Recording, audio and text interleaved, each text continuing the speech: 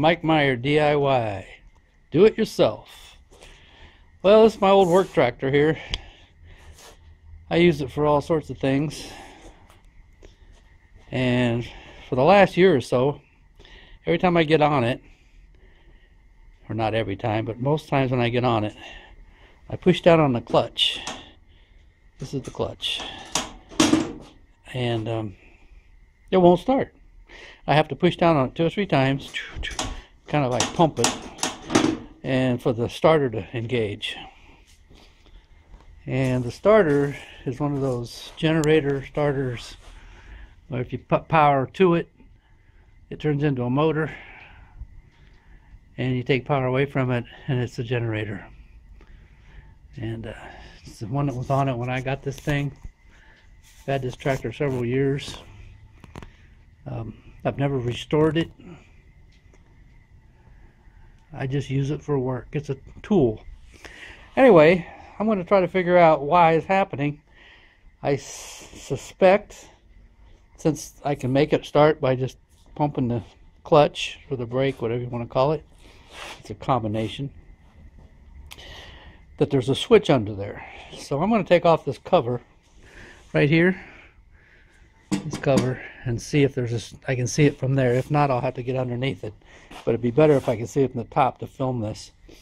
And then I'm going to go through, just give people a little bit of a idea how electrical switches work. I know it sounds simple, but I don't know how many times I would have to repair someone's mower because one of their safety switches was faulty. So it doesn't hit.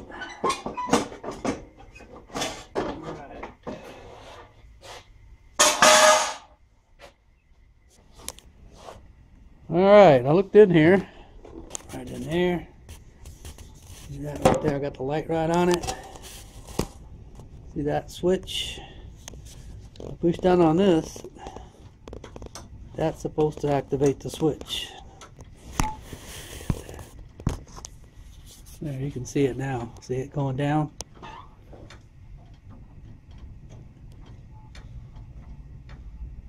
Push in on that clutch, I should be able to turn the key, and this thing should spin around, which in turn spins the motor. It's a belt drive, so it might slip a little bit, but it should spin. So let's see, let's check that out first before I go any further. Okay, I'm pushing, turning the key now. The key is on. It's spring loaded. And now I'm going to, with my thumb, I'm going to activate that. Okay, so that works. So, the only other thing I did do was the connection. It has prongs, and I did move it back and forth to see if it was easy to unhook. I'm going to take it off.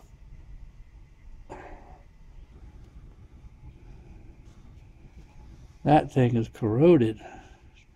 I'm thinking I found the problem right here. This is the 2 wires, 2 connections. Those really should be kind of shiny.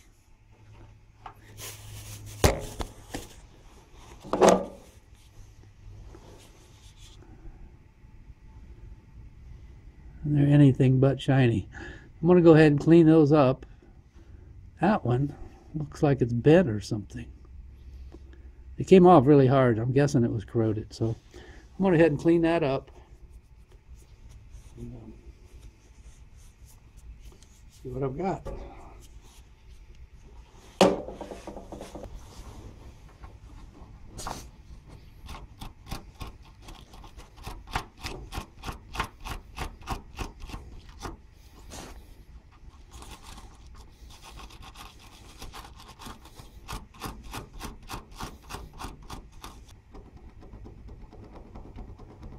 This is almost 15 years later, so it's over 50 years old.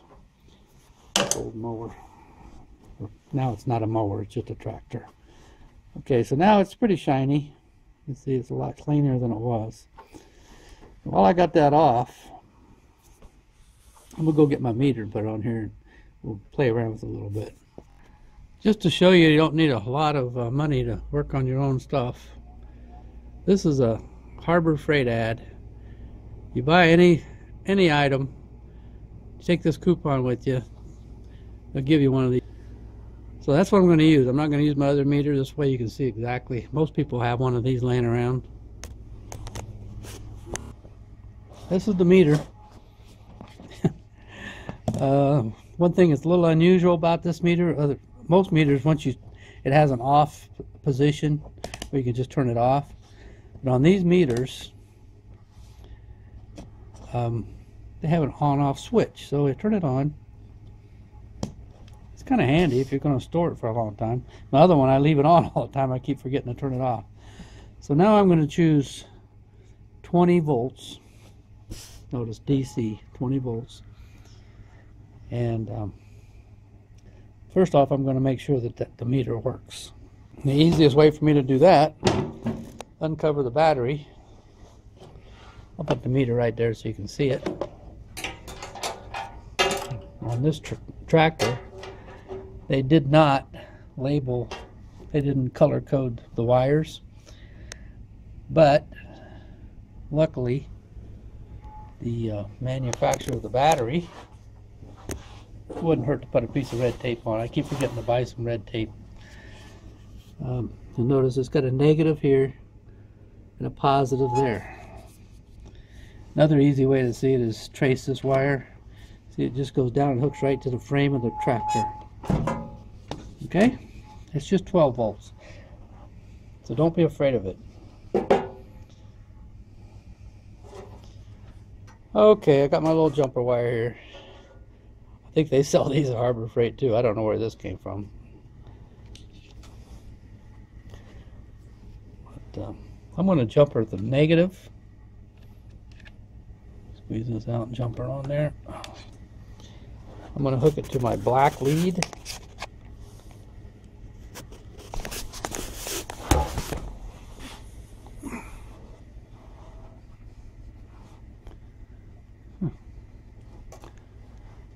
Well, alright. So now, this black lead is just like holding the black lead to that. Okay, now I'm going to take the red. Remember, I got it on DC volts, 20 volts. There you go. Now I'm going to touch this red lead, this to the positive. And if the meter is working, I should have about 12 volts. Alright. 12.09. So that's the power that runs this system. That's what's pretty common on cars and the mowers.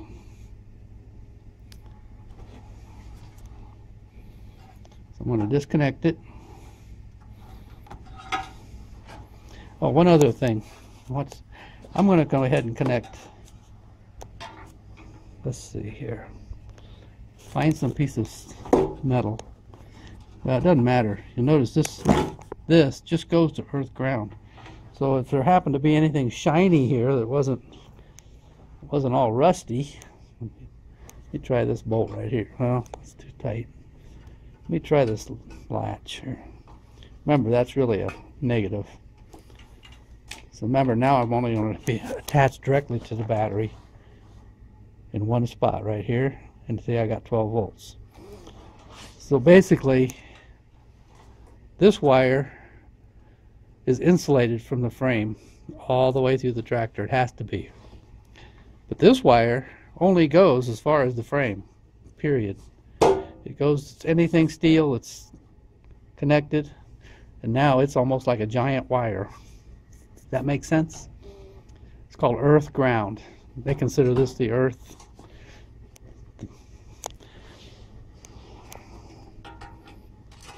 So now we know the battery works, and we knew that anyway. And we know the meter works. Whenever you're messing with electricity, check your meter first. If you're working with 12 volts, it's not going to get you. So you can grab the 12 volts, it's not going to shock you.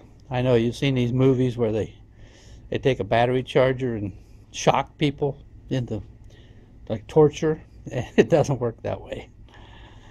12 volts ain't, most human being bodies aren't going to conduct 12 volts electricity. It's just not enough. So anyway, I'm going to go ahead and get this camera where you can see what I'm doing, and then get both my hands. Now I'm going to turn the key on and see if I have power. Nothing. Nothing. Now I'm going to turn the key to the start position. Notice on one side of this I have power, 12 volts. Can you see it? And this side I have nothing. So this wire is coming directly from that switch. So until I turn the switch into the start position, with the spring loaded off, so I'll turn it against the spring, my power comes on. See? And what I'm doing, I'm going to check the ignition switch. Pretty sure it's okay, because why would I have to kick the, anyway, why would I have to push down on the clutch to make it work? It should have nothing to do with it. So I'm checking it at least 3 times. I'll do it 5 times. So 5 times it did not fail. Kind of the rule of thumb, always check something 3 times.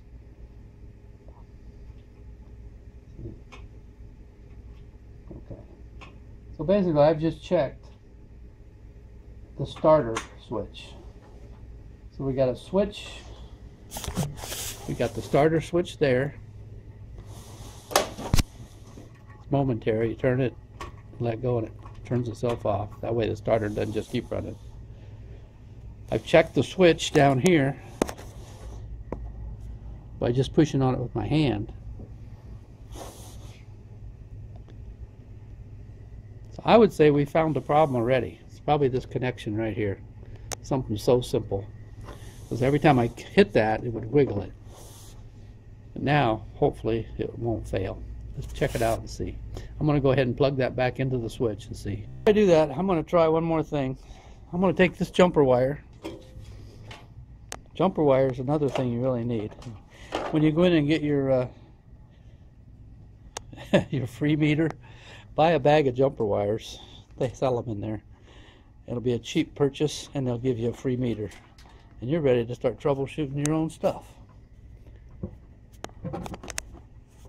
So now I'm going to take this and I'm going to clip it on here. And basically, this is going to be in place of my safety switch. Now, when you're doing this, once I touch this wire, both of these ends will be hot, so you don't want it to be hitting the frame or anything, if you can help it. So right now, notice nothing happened. You won't hear anything. But if my theory's right now, I shouldn't have to push it on the clutch or anything if that's the only switch in here. And when I turn the key to the start position, it might even start. I don't really want it to start. 1, 2, 3, 4, 5. Okay, 5 times it worked without failing.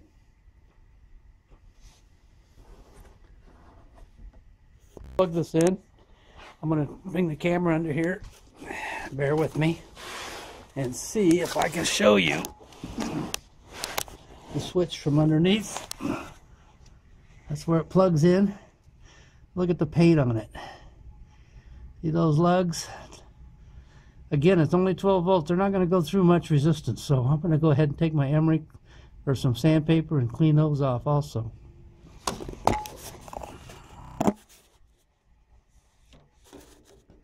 Alright, so I've cleaned those off best I can. So now I'm just going to plug that back in and see if it'll run.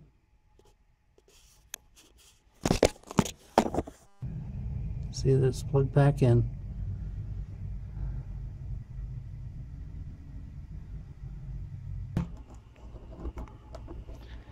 Okay, final test. I'm going to sit on it like I'm getting ready to go somewhere. will start up and run.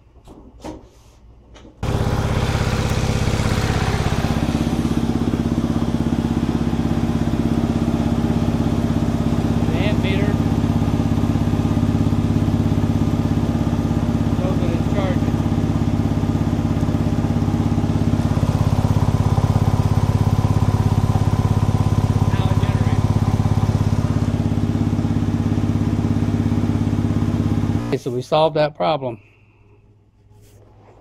In reality, it wasn't the switch, it was a connection.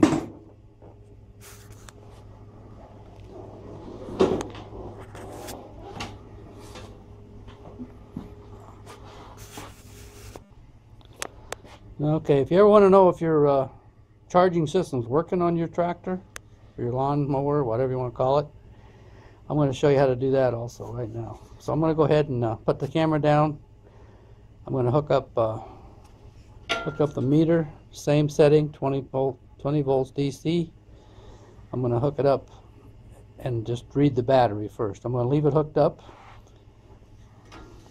I'll show you the leads.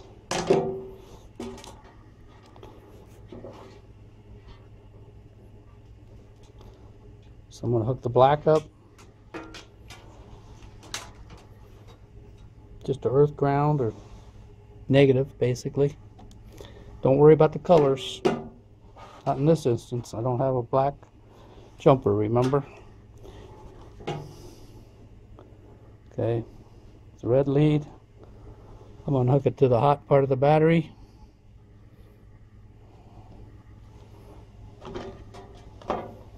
The meter, I'm going to turn it on.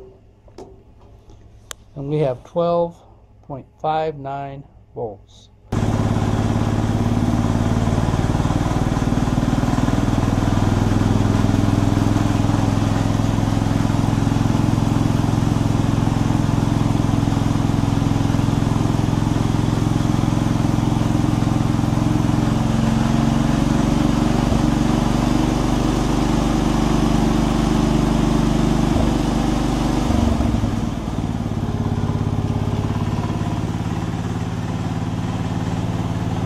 Running, I've got 13.5 volts going to the battery.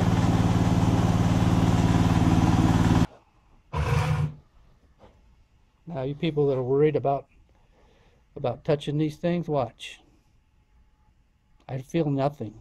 See that? 12.5 volts, nothing. I got nothing.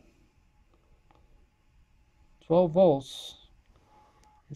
Can't go through much. That's why your connections have to be clean. See? But yet, if I go across there, it'll spark with the wire. Well, I got a good battery. Look at it hold. Alright. Now, if I was to happen to hook this meter up backwards, the meter, only the meter. Meters have, it'll go negative and it'll tell you I'm backwards. See?